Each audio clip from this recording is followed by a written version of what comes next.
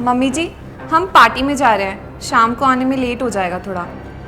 राम राम राम, ये आजकल की बहू है, शर्म लिहाज तो बिल्कुल भूल ही गई है। अरे तू ऐसे कपड़े पहन के बाहर जाएगी? लगता है तू ये भूल गई है कि तेरे सास ससुर भी इस घर में रहते हैं। क्या हुआ मम्मी जी, आप मुझे ऐसे क्यों बोल रही हो? मुझसे कोई गलती हुई है क्या? अरे तू मुझसे पूछ रही है क्या हुआ है क्या नहीं? अरे तेरे में शर्म लिहाज कुछ है या नहीं है? जब तू तैयार होती है तो अपने आप को शीशे में देखती नहीं है क्या बिल्कुल भी? मम्मी जी, इन कपड़ों में क्या बुराई है? सब तो ऐसे ही कपड़े पहनते हैं। अच्छा एक बात बता, सारे कुएं में कूदेंगे तो क्या तू भी कुएं में कूदेगी क्या?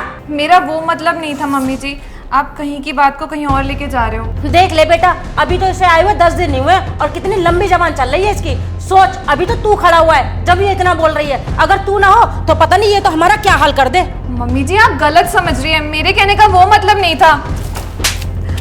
ये कैसे बात कर रही हो तुम मेरी मम्मी से? सही तो कह रही है मेरी मम्मी, ये कोई तमीज है कपड़े डालने की? देखो कैसे कपड़े डाले हैं तुमने। जाओ अपने कपड़े चेंज करके आओ।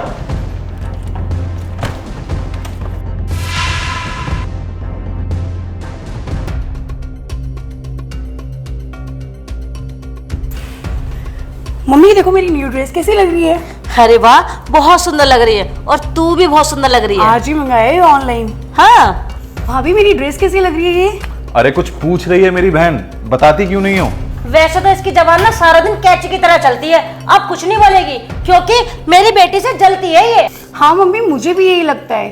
खुद तो पूरा दिन भैंजी बनी रहेगी और मेरी फैशन सेंस से जलती रहती है। बस कीजिए आप लोग अपनी बकवास। इतनी देर से मैं कुछ नहीं बोले जा रही हूँ और आप है कि बोले जा रहे तब से। ये कैसे बात कर रही हो तुम? खबरदार, जो तुमने मेरी बहन से ऐसे बात की तो चुप हो जाओ अब। क्यों चुप हो जाऊं मैं? हर बार मुझे चुप करने के लिए बोलते हैं आप, कभी अपनी बहन को चुप करने के लिए बोला है आपने? आज मैं चुप नहीं होंगी, आज मैं बोलूंगी और आप सब लोगों को सुनना पड़ेगा। बस चुप हो जा बिल्कुल और अंदर जा।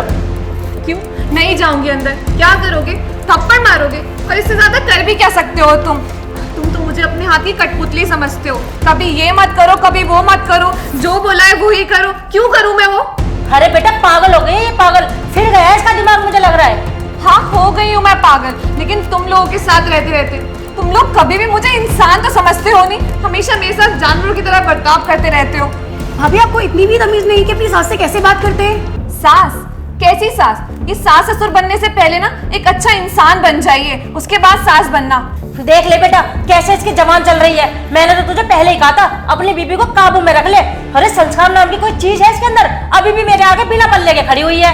अरे शर्म लिहाज कुछ है या नहीं है तेरे में? अरे बस कीजिए मम्मी जी, जिस दिन से मैं इस घर में आई हूँ ना, उस दिन से आप मुझे संस्कारों के लिए ताने मार रही है। मेरे मम्मी पापा ने ना मुझे बहुत अच्छे संस्कार दिए, इसलिए मैं इतने दिन से चुप हूँ, कभी कुछ बोला नहीं है आपको। लेकिन आज तो आपने हद पार कर दी है। मैं आप लोग की इज्जत करती हूँ और कुछ बोलती नहीं हूँ, तो आप लोग इस चीज का फायदा उठा रहे हैं। आप इतना ओवर रिएक्ट क्यों कर रहे हो भाभी? इतनी भी कौन सी बड़ी बात हो गई? Over react?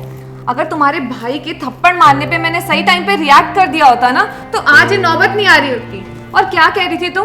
फैशन सेंस, और मैं बहन जी जैसे कपड़े पहनती हूँ। तो ये बात ना तुम अपनी मम्मी से पूछो तो ज्यादा बेहतर रहेगा। मुझे लगता था कि मुझ में ही कोई कमी है, जो हर बार मुझसे गलती हो जाती है, लेकिन एक्चुअली में ना गलत तुम लोग हो, ना कि मैं। सारी पाबंदियां मेरे लिए।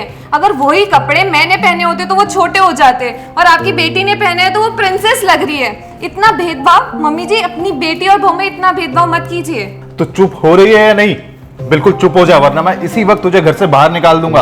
अरे तुम क्या निकालोगे मुझे घर से बाहर? मुझे रहना ही नहीं है तुम्हारे साथ। जिस घर में मेरी इज्जत नहीं होती, दूसरों की बेटियों को खिलौना समझा जाता है, और जब अपनी बेटी पे बात आती है तो उसकी खुशियां बढ़कर हो जाती है। मुझे रहना ही नहीं है तुम्हारे साथ। और हाँ, किसी लड़की पे ना अगली बार हाथ उठाने से पहले ना 10 बार जरूर सोच लेना। मैंने तो सह लिया था, लेकिन कोई और नहीं सहेगी।